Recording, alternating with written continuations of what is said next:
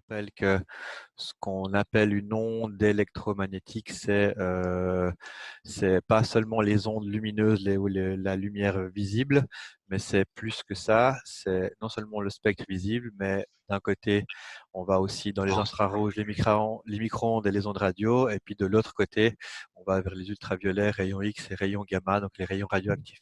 Quand je dis d'un côté ou de l'autre, c'est en fonction du classement des ondes.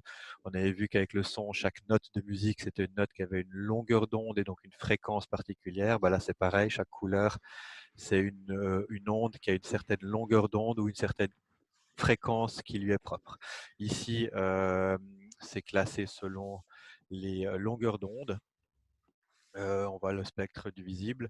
Dans certains graphiques, c'est classé en fonction de la fréquence. Puis si c'est classé en fonction de la fréquence, l'échelle est dans l'autre sens. Donc, les ondes électromagnétiques, c'est toutes ces ondes-là. Il y a une large gamme. Nous, on n'en voit qu'une toute petite partie. Et puis on avait vu aussi que non seulement ces ondes, elles ont des tailles particulières, mais une énergie particulière qui est liée à la fréquence.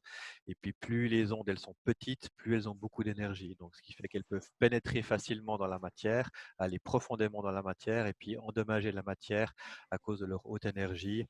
C'est ce qui se passe avec les rayons X, les rayons gamma, donc les rayons radioactifs et même les ultraviolets. De l'autre côté, les ondes, elles sont beaucoup plus grandes, donc elles pénètrent moins dans la matière, où elles passent au-dessus de la matière. Donc elles sont un peu moins dangereuses a priori. On parle d'ondes électromagnétiques parce qu'on a vu que c'était un champ électrique et un champ magnétique qui oscillaient de manière synchrone.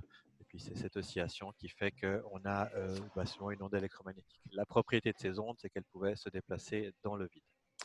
Ensuite, on a commencé à parler de la réfraction. Donc c'était le fait que la lumière change de vitesse quand elle passe d'un milieu à un autre. Et puis c'est ce qui fait que quand on met un crayon dans un verre d'eau, il apparaît cassé, ou il apparaît qu'il y a une fracture qui apparaît sur le rayon, sur le stylo. Et puis c'est de ce mot fracture que vient la réfraction, comme ça. On avait vu lundi qu'on pouvait justement mesurer ces déviations. Il y avait une règle, c'est la loi de Snell, avec ses N1 sin θ1 égale N2 sin θ2, où dans cette formule, les θ1 et les θ2, c'est les angles d'arrivée et de départ d'un rayon lumineux quand il change de milieu. Donc, il arrive avec un certain angle sur l'interface du milieu qui est θ1 et il va ressortir avec un autre angle θ2. Et puis, on avait ces indices N1 et N2 qui sont les indices de réfraction du milieu. C'est juste un rapport des vitesses. Après, ça, c'est un modèle qui est assez simple, qui est un modèle surtout d'optique géométrique, où dans l'optique géométrique, un rayon lumineux, c'est représenté par un trait. Dans la réalité, c'est un petit peu plus complexe. Si on regarde le schéma, le tableau ici, c'est marqué les indices de réfraction pour le verre pour 400 nanomètres. Alors, il s'avère que dans la réalité, les indices de réfraction, ou plutôt dit autrement, la vitesse d'un rayon lumineux, il dépend du milieu, mais il dépend aussi de la fréquence ou de la longueur d'onde du rayon qu'on regarde. C'est-à-dire que le vert ou le rouge, ils vont pas être déviés la même chose dans l'air ou dans l'eau ou dans l'alcool, bien que là, on vous donne un seul indice. Dans la réalité, ces indices-là, c'est une moyenne pour le vert.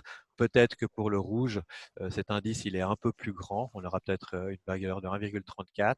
Puis peut-être que pour le bleu, il est un peu plus petit. C'est 1,32. Alors, c'est des chiffres au hasard que je vous donne, mais c'est juste pour faire comprendre que c'est 1,33. Là, c'est l'indice pour le vert, pour l'eau à 20 degrés. Et comme chaque couleur ou chaque onde a un indice qui change, un indice de réfraction qui change dans le milieu et qui se propage, ça veut dire que les différents rayons lumineux, les différentes couleurs vont être déviés un peu différemment. Et puis, ce fait que ce soit dévié un peu différemment, on parle à ce moment-là de dispersion de la lumière. Les rayons et les couleurs sont dispersés. Et si on parle de dispersion de la lumière, c'est parce que la lumière se déplace dans des milieux qu'on va appeler dispersifs, dans le cas où les différentes couleurs ne sont pas déviées de la même façon. En gros, tous les milieux sont plus ou moins dispersifs. Il n'y a que le vide où c'est la même déviation pour toutes les longueurs d'onde. Il n'y a pas vraiment de formule, ou il y a des formules, mais ça dépasse le cadre de ce cours qui nous permettrait de relier l'indice de réfraction en fonction de la longueur d'onde de l'onde qu'on qu'on regarde. Mais voilà, dans le cadre de ce cours, on peut prendre des indices moyens, ça va très bien. Mais il faut juste réaliser que dans certains cas, les lumières ne sont pas déviées de la même façon. Et le cas pratique qui met en avant ce phénomène-là, c'est le cas d'un prisme, quand on fait passer un rayon lumineux dans un prisme. Alors, je ne l'ai pas dit, mais je partais du principe que vous le saviez certainement. La lumière blanche, c'est la composition de toutes les couleurs.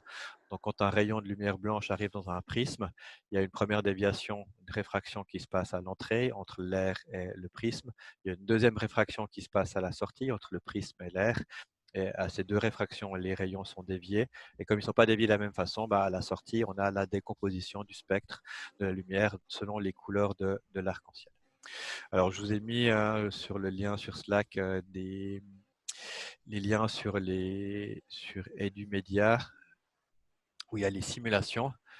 Et puis, sur les simulations, il y a des petites expériences avec le prisme qu'on peut regarder.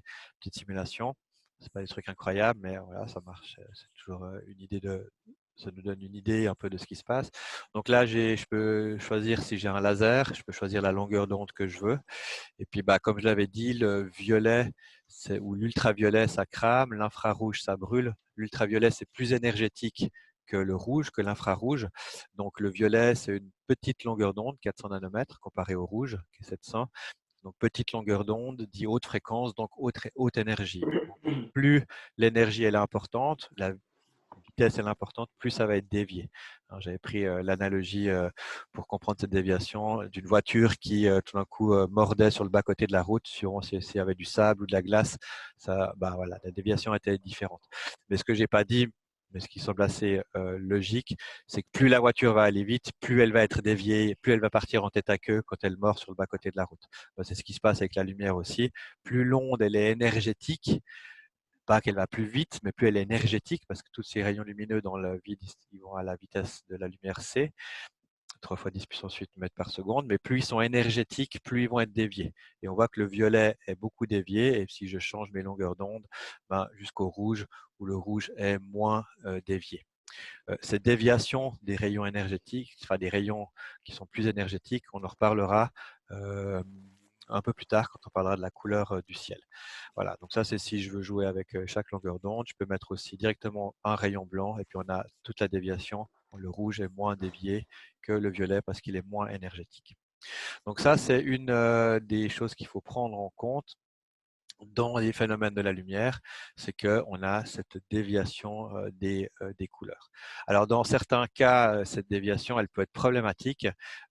Typiquement, tout ce qui est les appareils photographiques, il peut y avoir, parce que la lumière, elle passe de l'air à travers l'objectif de l'appareil pour aller sur la pellicule photo, il peut y avoir, suivant l'angle avec laquelle arrive la lumière, il peut y avoir cette déviation, cette dispersion de la lumière.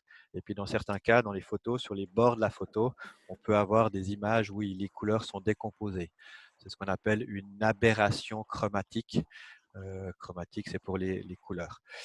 Donc après, on peut corriger ça en mettant des filtres, des appareils photo, ainsi de suite. Mais c'est des problèmes qui peuvent arriver. Pourquoi est-ce qu'on ne voit pas cette décomposition de la lumière quand je regarde la lumière qui vient dehors à travers ma fenêtre? Déjà, principalement parce que déjà ma fenêtre, c'est deux côtés parallèles, deux faces parallèles. C'est pas comme dans un prisme où c'est triangulaire. Donc les deux faces sont parallèles. Si les deux faces sont parallèles, ça veut dire que les déviations, les angles de déviation à l'entrée et à la sortie sont identiques. Donc si j'avais ma fenêtre, je regarde à travers ma fenêtre, je vais faire un petit dessin. Tac. Donc si je fais, j'ai dessiné une fenêtre, donc ça, non, pas ça. Voilà, donc ça c'est ma fenêtre. Je la fais exprès un peu plus large pour qu'on voit ce qui se passe. C'est mon verre, ça. Et puis si j'ai un rayon lumineux qui arrive depuis l'extérieur, ce qui va se passer, c'est que je dessine grossièrement. Je fais pas attention aux vrais angles. C'est pour juste que vous compreniez ce qui se passe. Le rayon lumineux, quand il va arriver dans le verre, il va être dévié une première fois. Donc, on passe de l'air au vert, il y a une première déviation. Et puis ensuite, on va passer du vert à l'air, il y a une autre déviation. Mais cette deuxième déviation, elle est inverse à la première. C'est-à-dire que si je prends ce dessin-là et puis que je fais un miroir, je le regarde de l'autre côté, où j'inverse le sens de mes flèches, je passe du vert à l'air. Tout ça pour dire que le rayon qui va ressortir de ce vert, en fait, ces deux rayons, le rayon d'entrée, le rayon 1, et le rayon 2 à la sortie, eh ben, ils sont parallèles. Voilà, donc on va déjà, il y a le fait qu'ils soient parallèles, ça veut dire que tous les rayons, il n'y a pas de dispersion, c'est-à-dire qu'il n'y a pas des rayons à la sortie, parce que finalement là je dessinais mon rayon rouge, mais je pourrais dessiner l'autre extrême, le rayon violet. Le rayon violet, bah, il arrive pareil, ils arrivent ensemble, le rouge et le violet. Et puis le violet, peut-être qu'il va être plus dévié, mais à la sortie, ils vont tous ressortir de manière parallèle. Donc, il n'y a pas de dispersion de la lumière. La dispersion, c'est quand ça s'écarte et qu'il y a un éventail. Après, alors peut-être qu'il peut y avoir un léger décalage entre les couleurs, mais ce décalage, il est quasiment imperceptible parce que le vert, il n'est pas très épais. Ça, c'est déjà une première chose. Et puis, deuxième chose, quand on regarde à travers la fenêtre, généralement, on ne regarde pas en haut et en bas, on regarde à travers la fenêtre. C'est-à-dire que si j'étais un observateur, parce que là, ce qui peut se passer dans la réalité, dans ce cas-là, c'est que le rayon violet peut être légèrement décalé. En fait, là, j'exagère parce qu'il y a un angle, mais dans la réalité, en principe, quand on regarde à travers la fenêtre, on regarde des rayons qui arrivent perpendiculairement à la fenêtre ou avec un angle très léger vers le bas. Et puis, quand un rayon il arrive perpendiculairement sur une surface, eh ben, il n'est pas dévié, il continue tout droit. Si je reprends l'analogie avec la voiture, si une voiture elle va sur le bas-côté de la route, donc si j'ai ma route et si j'ai une voiture qui arrive mais qui roule de manière perpendiculaire à la route, bah, cette voiture, si elle est vraiment perpendiculaire, quand elle va passer de la route au sable ou à la glace qui est sur le bas-côté, elle ne va pas être déviée parce que les deux roues à l'avant vont rentrer en même temps dans l'autre milieu et il n'y aura pas de déviation. C'est ce qui se passe aussi avec la lumière quand on regarde à travers une vitre. Il n'y a pas ce phénomène de dispersion parce que les rayons arrivent tout droit. Donc ça, c'est un exemple avec le prisme, une application de cette dispersion, enfin une application, un exemple concret de cette dispersion, eh ben, c'est l'arc-en-ciel. Vous avez déjà vu des arcs-en-ciel. Alors qu'est-ce qui se passe avec un arc-en-ciel? On n'a pas un prisme, mais on a des gouttelettes d'eau.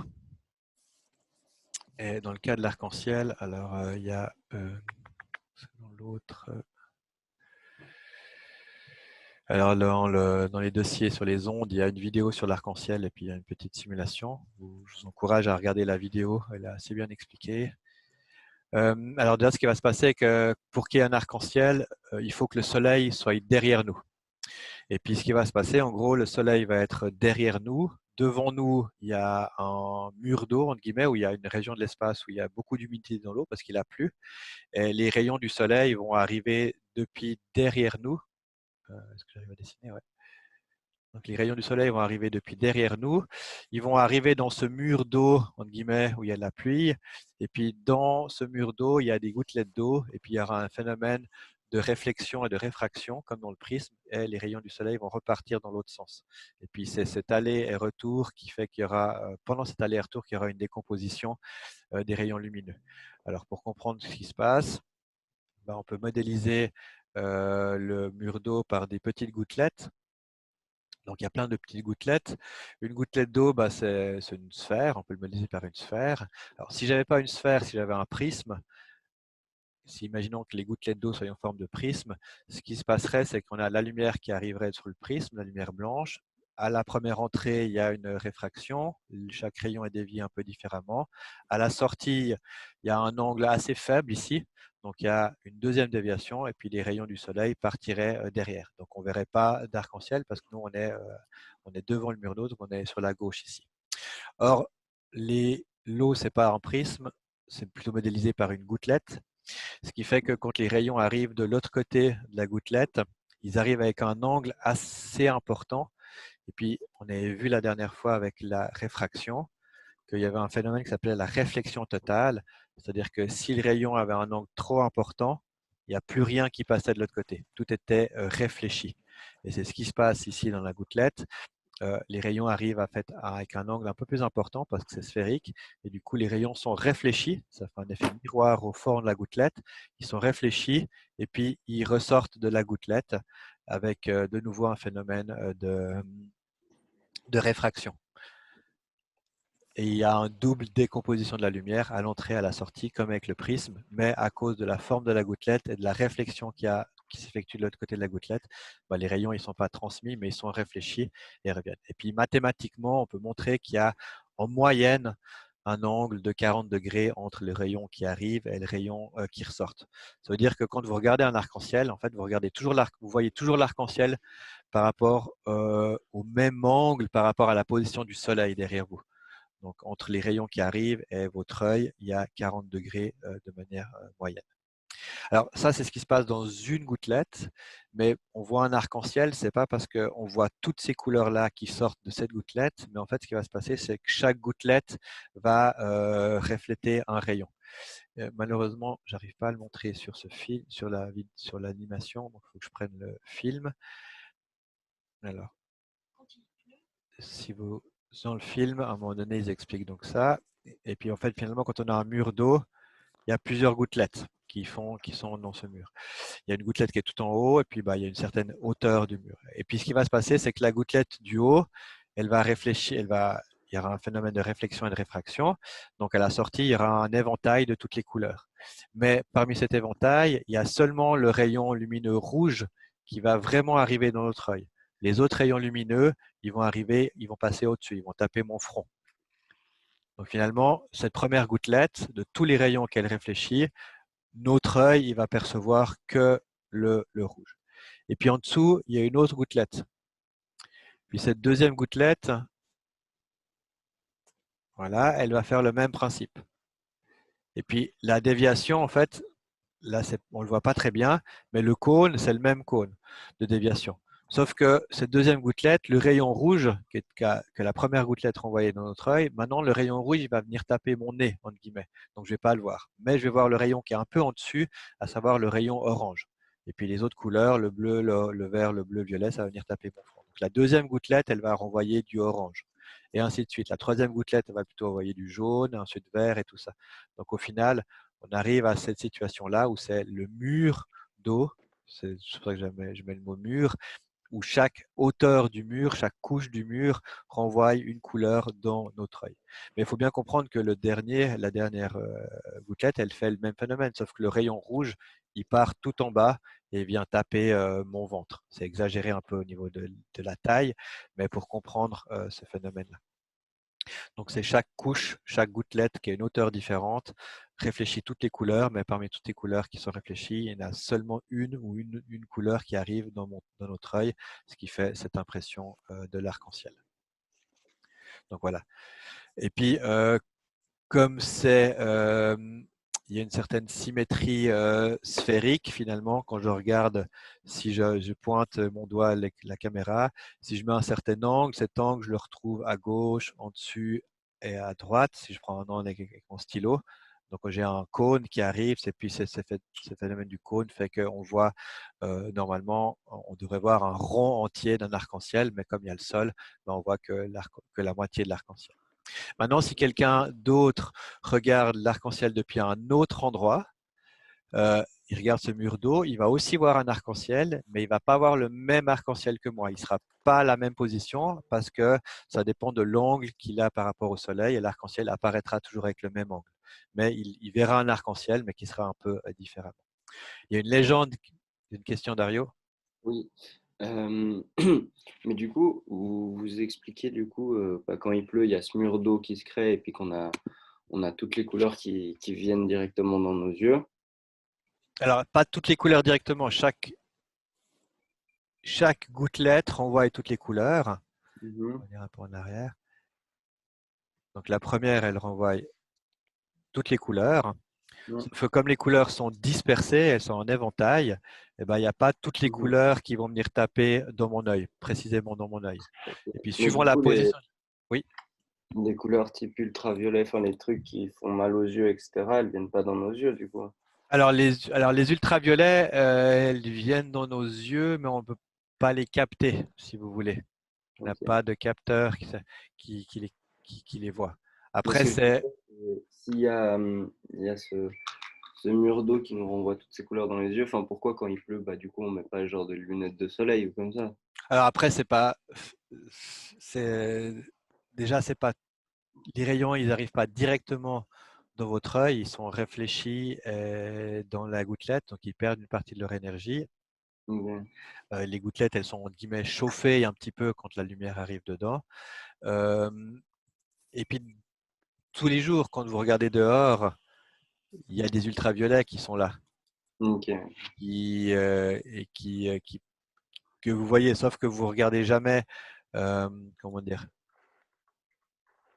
C'est pas assez violent pour mettre des lunettes de soleil, quoi. Alors, les ultraviolets, ça pénètre dans vos yeux, mais vous ne les captez pas.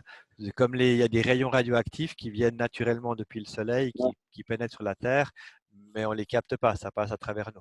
Donc, les UV, ça passe à travers nous. Maintenant, euh, en principe, s'il y a ce phénomène d'un arc-en-ciel, c'est qu'il y a de la pluie, donc il y a de fortes chances que ce soit nuageux aussi. Mhm.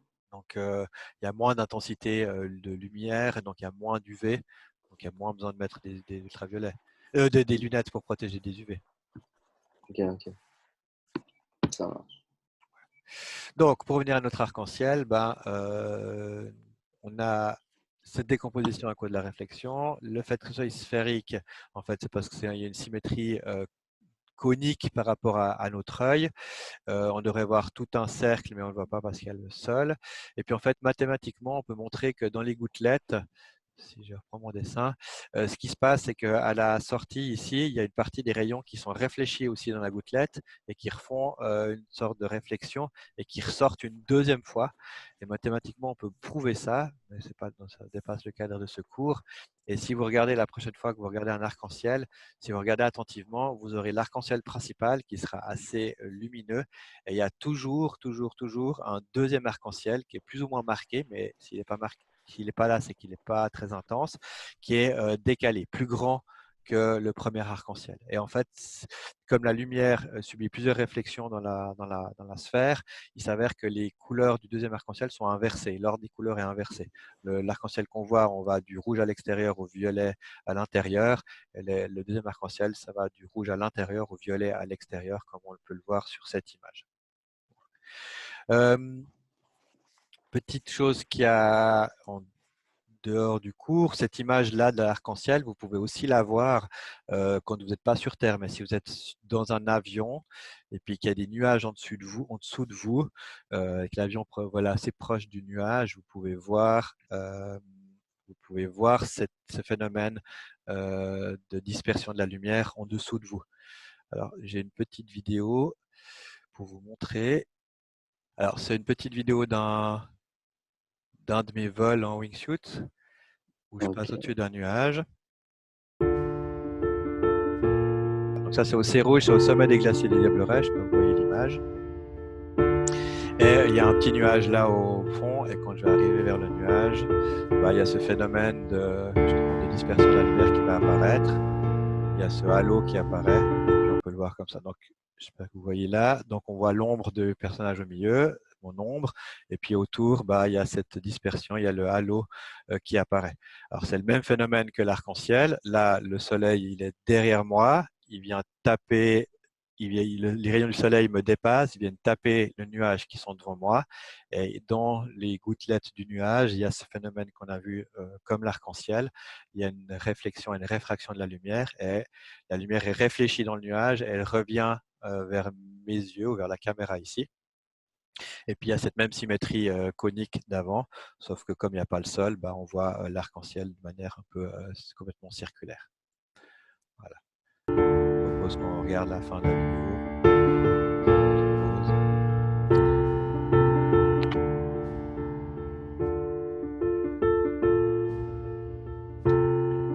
Donc la prochaine fois que vous êtes en avion, vous pouvez regarder. On voit des fois ce phénomène par-dessus. On voit tout l'arc-en-ciel et pas juste en demi-cercle.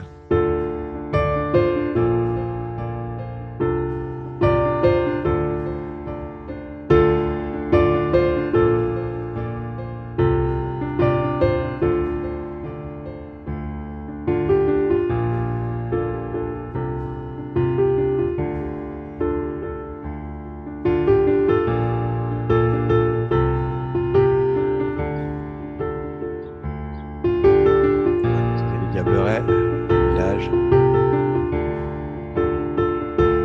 Dans ce genre de moment, vous pensez à quoi, monsieur? Là, maintenant, être concentré comment je vais ouvrir mon parachute. Non, je suis concentré sur la ligne à prendre, sur où j'avance. C'est très visuel. Sentir où vous allez aller. Ok. Plus Bah, mec, c'est comme quand tu fais du ski, tu vois. Tu penses à quoi quand tu fais du ski? Enfin, je pense à trop de trucs, mais Si vous faites du ski dans une forêt, par exemple, faites attention, vous pensez à la ligne où vous allez passer. Vous pensez à prendre cette ligne-là. Donc, c'est un peu la même chose ici. Donc, voilà, ça, c'était pour la petite pause, l'histoire sur les arcs-en-ciel et sur la dispersion de la lumière.